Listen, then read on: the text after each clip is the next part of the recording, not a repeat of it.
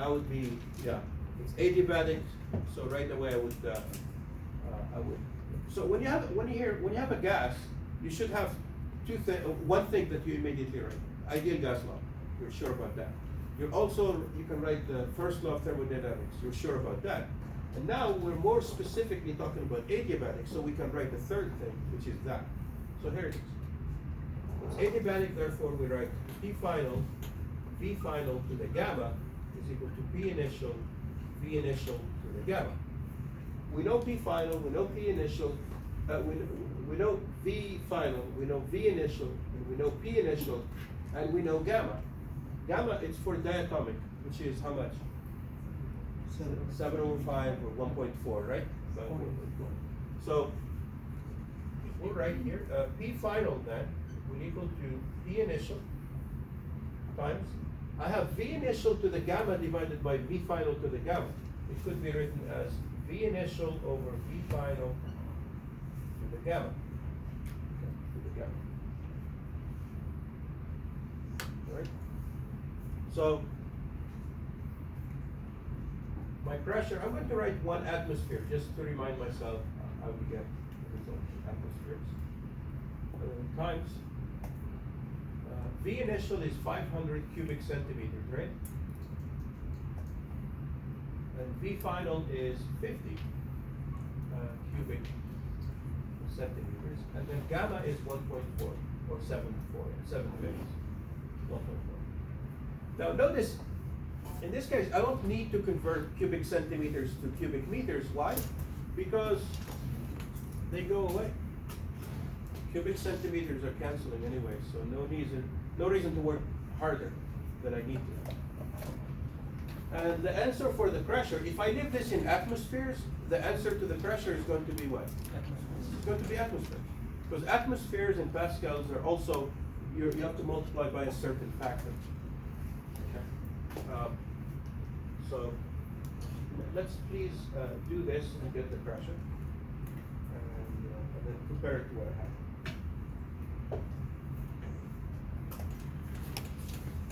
500 over 50 is 10, so you can even simplify that. So you have 10 to the 1.4 power, which is 25.1. Okay, so it's going to be 25.1 atmospheres. And if you recall, just to be sure, P initial was 1 atmosphere, but there is 1.013 times 10 to the 5th pascals per atmosphere. So one atmosphere is just 1.013 times 10 to the 5th pascals. You can do the same thing there. Can someone do this? How many pascals is this? So 25.1 times 1.013 times 10 to the 5th. What do we get? Should be something times 10 to the 6th. 2.55. 2.54? Is that true? Okay, good. So that's that. So that is the pressure in pascals, if you want to have it in pascals. Now, okay, we did this. We got this one. That's good. How about this one? Temperature. Using the internal is supposed to work on. Ideal gas? You said? Yeah, I think we can use the ideal gas now. Because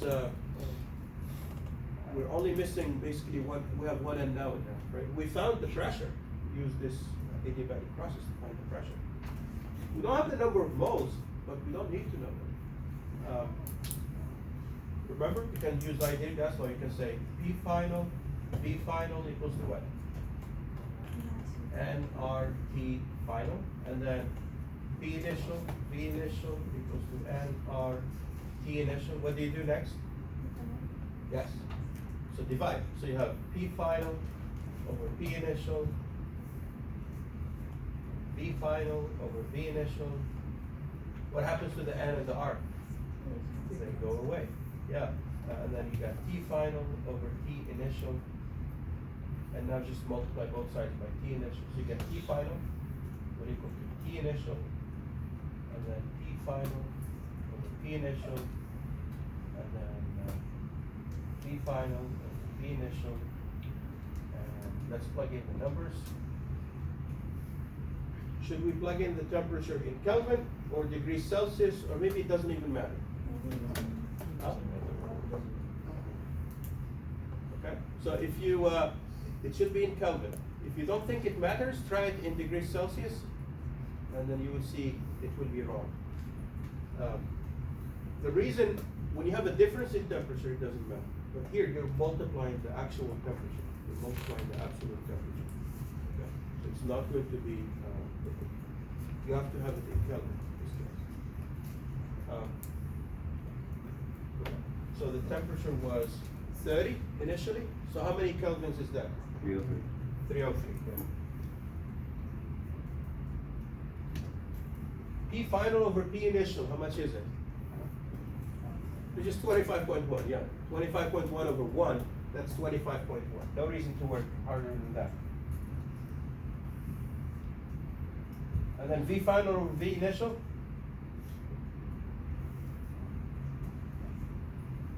You don't have to work hard either. 1 over 10. Yeah, it's 1/10. Yeah. It was 50 over 500. And so you get, actually, let me make this one. So you got 303 times 25.1 times 10 divided by 10 is 2.51, and we get the temperature to be 761 Kelvin. 761 Kelvin. That's the final temperature. Now, if I want to change this final temperature to degrees Celsius, what do I do? Now you can, subtract 273. Let me write it down. What do I get? 488 degrees Celsius.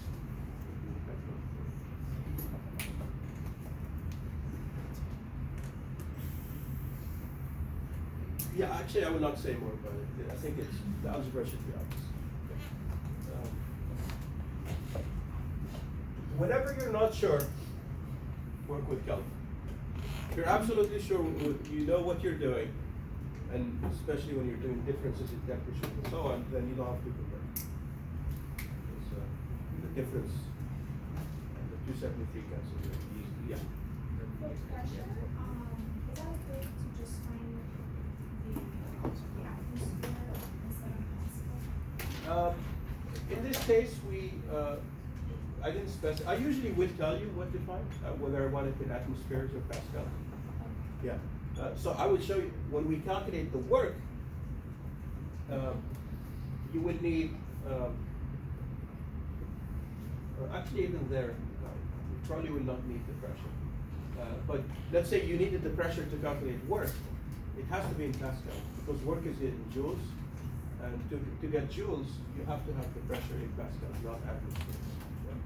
Because work is joules, right? Okay. I thought I saw another thing. No. Okay, let's do the work. So work, how are we going to do the work? P times change in volume. P times the change in volume. No. No? That would have been for isobaric. Good try though. Yeah. P times delta V, right? The work done is this. Work is, the work done on the gas is minus T dV integral, right? And you can pull out the P out of the integral, you get P delta V. But that's a special case, only for isobaric.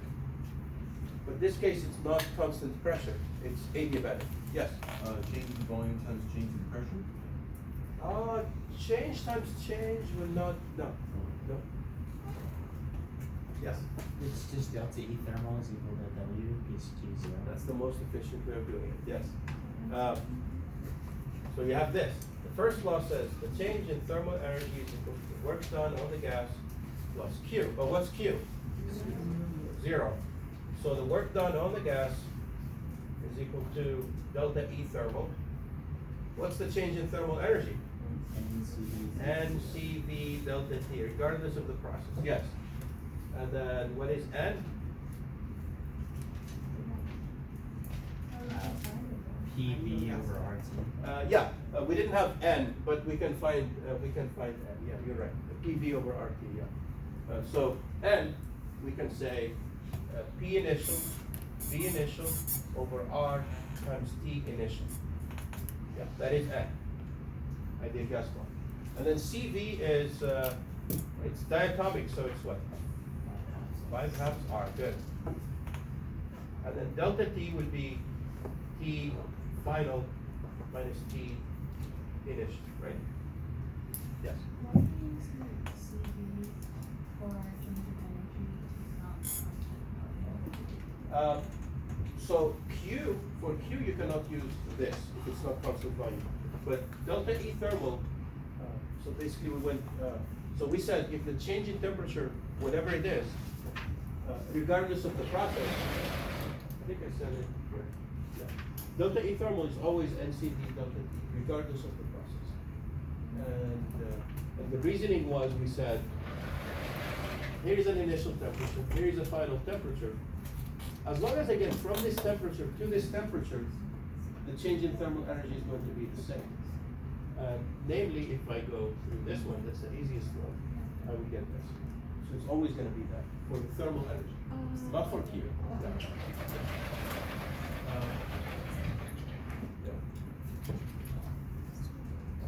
Another. Yes. So are we using the isochloric process to find the work on the gas? Isochloric. Isochoric. No. No. Delta E thermal is always this, regardless of the process. It's not isochoric.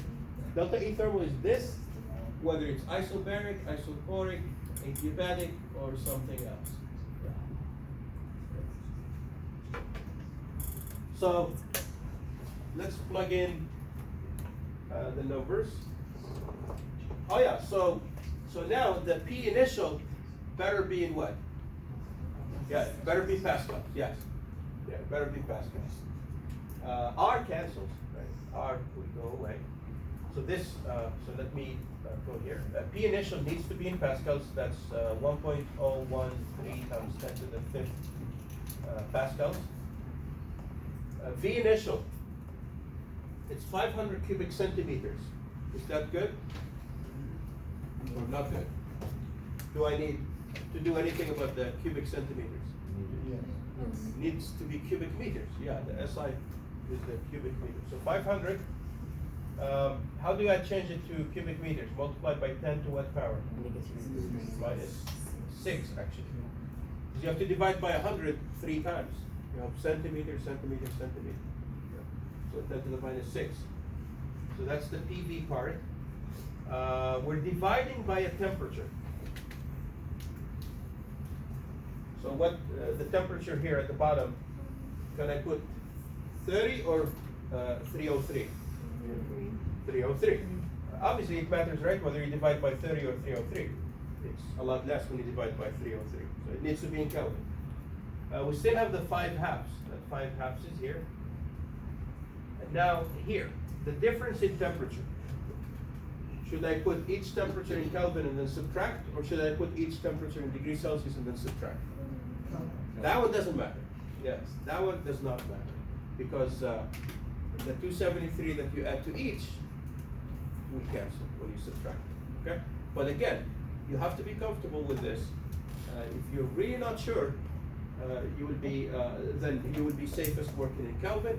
But then you should be sure, because it will save you more time if you know what, if you're sure. But then you don't have to do conversions that you don't have to do.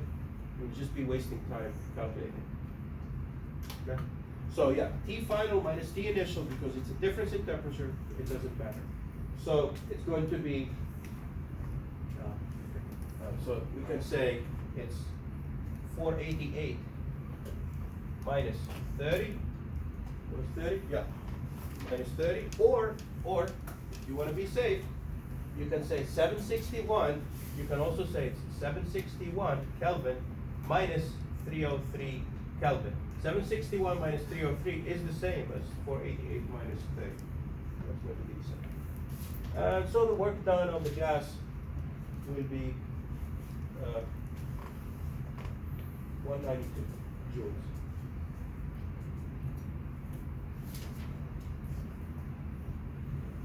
Okay. So what kind of gas is going to be 192. Before I go on to mechanisms of heat transfer, I would like to just talk about the adiabatic process a little more in comparison to the other processes, and just make sure we understand what's going on.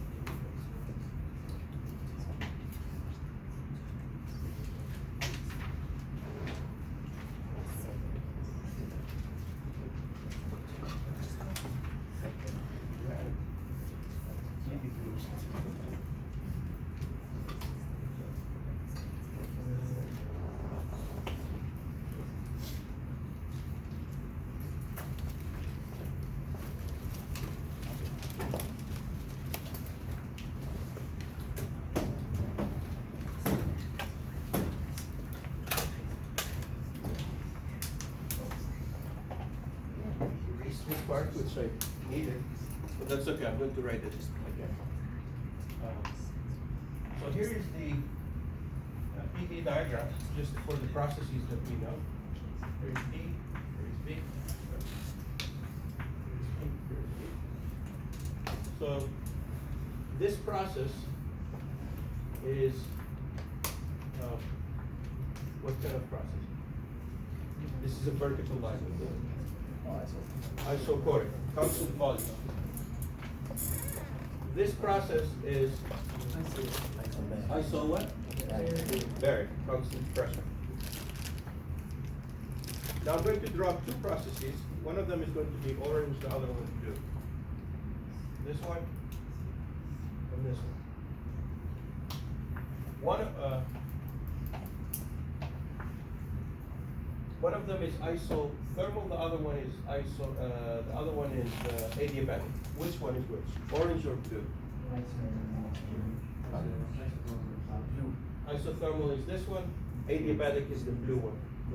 The steeper one is the adiabatic. The steeper one is the adiabatic. Now, why is that? Yeah, we said for isothermal, you have this. PV equals to a constant, right? Because PV equal to nRT and T is constant, so you get this. And so that means P will equal to a constant, some constant, over V. And V would be to the first power, right, to the power 1. For adiabatic,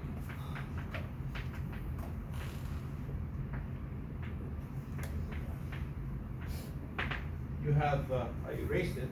For adiabatic, we said you have PV to the gamma is a constant, right?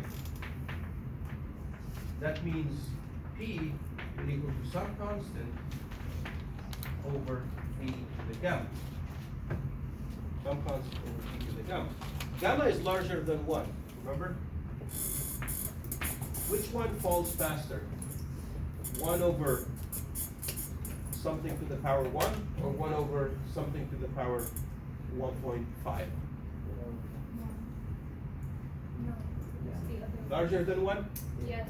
Yeah, this one falls faster. It's a larger power, but it's in the denominator, so the denominator grows faster. So you're dividing by a bigger number. So it would be this one. So this is the adiabatic. That's the isothermal. Okay? Now I want to, so that's the mathematical reason, yes? How is delta T in adiabatic process is constant? In isothermal, delta T is constant. Yeah, but how is delta T is constant in adiabatic process? Delta T, it's not constant. The temperature is not constant for adiabatic. I didn't say it's constant. I think because PV gamma is equal to PV gamma, so it doesn't have thermal in adiabatic, right? There's Yeah. not the compared to like the PV equals nRT, we have temperature. But in adiabatic, we have just PV gamma equals PV gamma, right? Yeah, PV to the gamma is P initial, V initial to the gamma is P final, V final to the gamma, and it's P. So it's PV to the gamma is constant. Yeah. Whereas for isothermal, you have P1 V1 equals to P2 V2 equals to P3 V3 and so on. So I definitely not. The temperature is not constant for adiabatic. Yeah. Q is 0, but not the temperature. Yeah. So. So the question is, so mathematically, something 1 over something to the power 1, and that versus 1 over something to the power more than 1 decays faster, right, in the denominator, because it grows more. So that's mathematically. That's the mathematical reason why this curve is steeper. But physically, why is that? Here's the physical reason. The physical reason, look at the orange one, the volume expanded, right? Look at the blue one, the volume expanded. Both of them, the volume expanded. So the gas did positive work. In both cases, the gas expanded, it did positive work. So if you do work, you have to pay for it somehow. In the case of adiabatic, right? So you have this is the first one. W on Q, or minus W by the gas plus Q, that's the change in thermal energy. For adiabatic, this is 0, right? This is 0. The gas expanded, so it did positive work. So the change in thermal energy must be negative. Why? It expanded, it has to pay for it somehow. But no heat was allowed to enter or leave, so it had to pay for it from its own thermal energy. So the gas paid by its own thermal energy, and so its temperature had to drop. Its temperature had to drop. So the thermal energy had to decrease. Whereas, in this case, the temperature is held constant. The gas expands, but somehow the temperature needs to stay constant. Usually when you expand, you get cooler. But in this case, if it's isothermal, the temperature didn't stay constant. The temperature stayed constant. It did not decrease. So how was it kept the same? It means heat was entering into the system as it expanded. So for isothermal expansion, heat enters into the system in order to maintain the temperature. But for adiabatic, no heat is allowed to enter or leave. So when it expands, it has to pay for it from its own thermal energy, internal energy. So its temperature decreases. So you see the temperature will decrease. This is the isotherm. In order to drop the temperature, you cannot follow the isotherm. You have to go below it. Okay. So those are the two reasons. I think the mathematical one maybe here. All right. So I want to now discuss mechanisms of heat transfer. We say heat enters and leaves, but how does it enter and how does it leave? Right? How does it enter and how does it leave the system? There are three main mechanisms, and I'm going to mention three of them quickly. We only the one that we will do problems with is the first process, which is conduction. Let me erase here.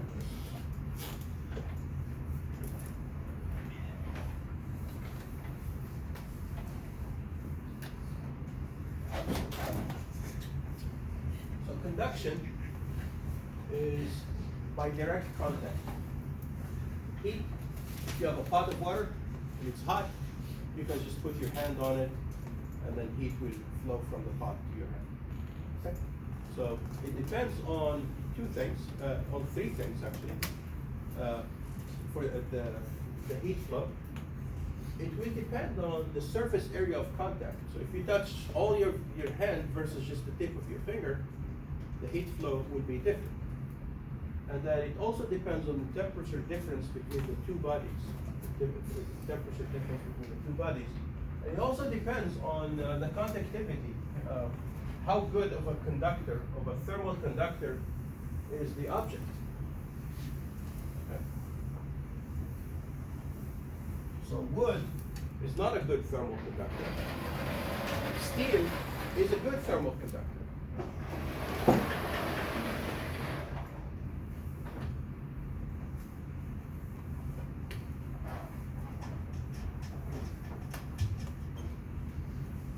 So the mechanisms of heat flow I just mentioned.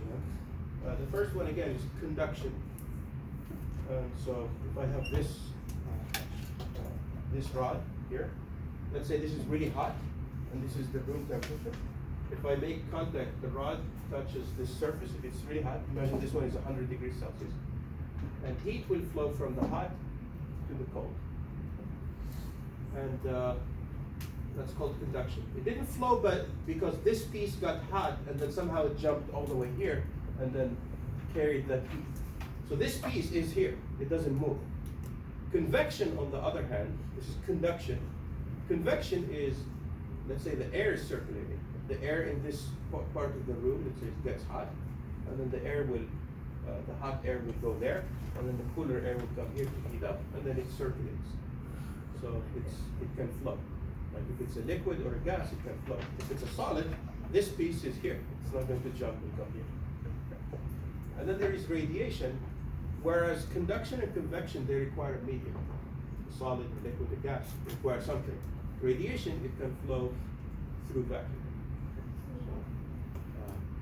So it does not require a medium. So these are the three main mechanisms. So let's talk about conduction. So conduction, so let's say here is a surface.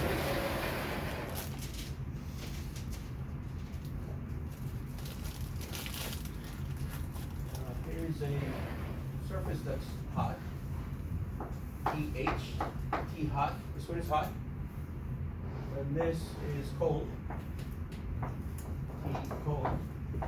Okay. And I want heat to flow. So I can make them make contact between them. I can put a rod, such as this eraser. Here it is. I can put it between them. The eraser would have a contact area. This area here would be touching, so it would have a contact here. That's the area. And it has a certain length. So from here to here is L.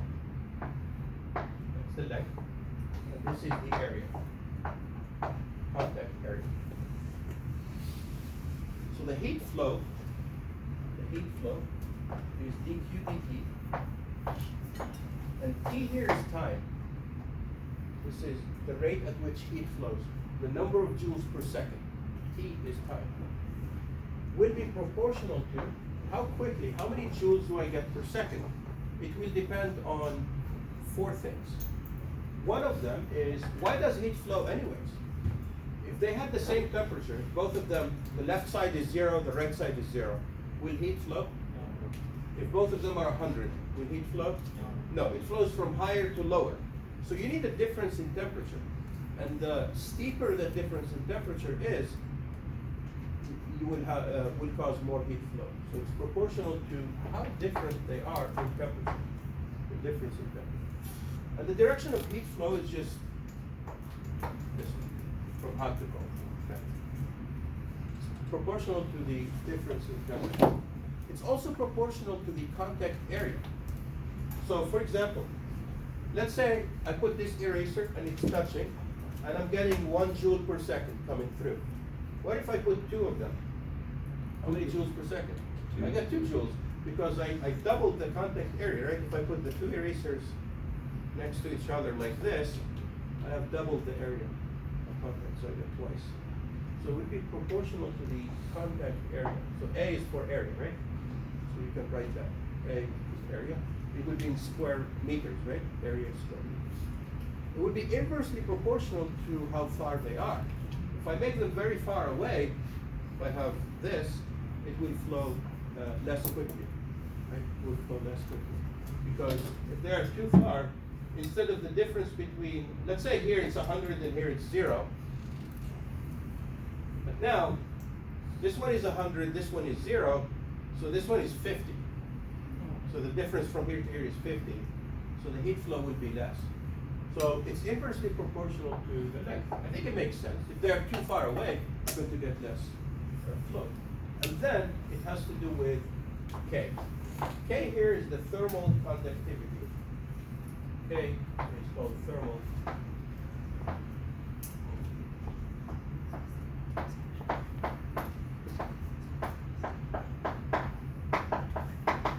Thermal conductivity. By the way, this side here would be in what units?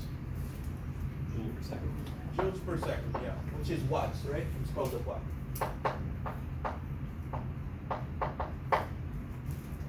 I didn't want to write the W because W is also for work. So K would have units of watts, watts per meter times Kelvin. Those are the units of K. These are the units of K.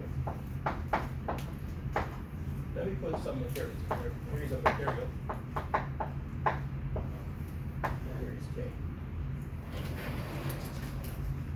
There are tables that tell you what the materials are.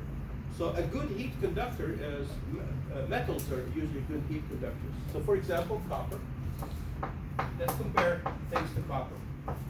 Copper, you would have 385. K is 385 in those units, watts per meter per Kelvin. Steel is a good conductor, but not as good as copper. It's about 50. Steel is about 50. Let's do one step below. Concrete or bricks, are they good heat conductors or not so good? Not as good, right? So brick, those red bricks, it drops. It's about 0.6 now. You're talking about small. Yeah.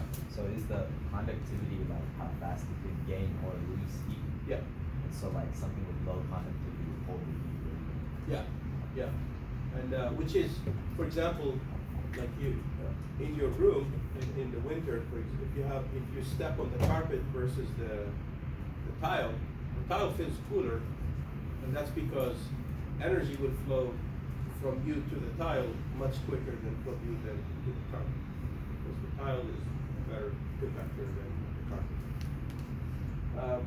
So, which brings me to wood. Is wood good? A good heat conductor? No, right? So you can put a stick in the fire, but it doesn't. You don't feel it's hot on the other end. So it's wood. I mean, it depends on the wood also. It says here about between 0.12 all the way to 0.04. So I'll just put 0.4. And I will. That's it. The tables are listed. Yeah. Is heat passing through air, is that considered conductivity, or is that another? Heat capacity. No, heat passing through air, like. Yeah, it could be. Yeah. So you can have those windows that are insulated with some air or nitrogen. Yeah, it's tiny. It's like 0.024. Yeah. What's the difference between heat passing through air and steam transfer? If the air is not moving, it could be considered conduction. If it's circulating, it would be considered convection. Yeah. So is the radiation portion talking about like actual radiation from? Yeah, radiation. Radiation can mean a number of things. Yeah. It's electromagnetic radiation. If it's visible, then it's light. If it's not visible, it could be UV or infrared or radio waves or any of those. Yeah. But we didn't talk about it yet. Yeah. Let's see if I can get to it. So yeah, let me then mention radiation. So the only one we're responsible for is this one. Convection, it's more complicated, and to come up with a formula, there are formulas. I listed one, some equations, Newton's law of cooling, but we're not responsible for it. So I mentioned convection. So convection is just something circulating. Okay? And then radiation, we're also not going to be tested on it, but I will just also mention it. So for example, the sun radiates electromagnetic waves, right? And we receive them on the surface of the Earth. So on Earth, right here, we're receiving about, I think almost 1,000 watts per, 1,000 joules per second per square meter. So if you have solar panels, you can work out how many solar panels you need. Because you're getting 1,000 joules per second per square meter, and then the efficiency of solar panels, I think, is like 20% or something. And then you can calculate how many square meters of solar panels you need. Yeah. This is at like the equator, like. Yeah. And then you can anticipate, like the angle of the sun and so on. So on average, here it says it's about 1,300 or 1,400. So knowing that, however, the sun, we're receiving just a small portion, right? The sun is way out there, and it's sending it energy, and you only receive a small portion. But if you look at the portion of the total energy that the sun produces per second, out here about 10 to the 26 joules per second. The sun produces 10 to the 26 joules per second. All of Earth, everybody on Earth, all the industries, everything, you consume about 10 to the 20 joules per year. 10 to the 20 joules per year. So what the sun produces in 1 second is about what we consume in a million years. So you don't want to receive it all at once, right? So, yeah, so it's that large. Anyways, it turns out that the radiation equation, I'll just write it, and then we will do an example of that. So for radiation, it's proportional to the temperature in Kelvin to the 4th power. That's dQ dt, the amount of energy you get. And then there are other variables. It has to do with the surface area. And then there is this constant called sigma, Stefan Boltzmann constant. It's a constant. A here is the surface area of the object. If it's the sun, then that's the surface area of the sun. And then there is the emissivity here.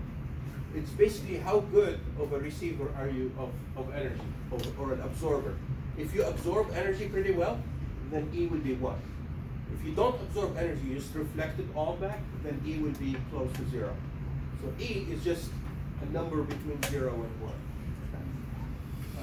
But I just listed this equation. Maybe in 231 gets more details about it and how it's obtained.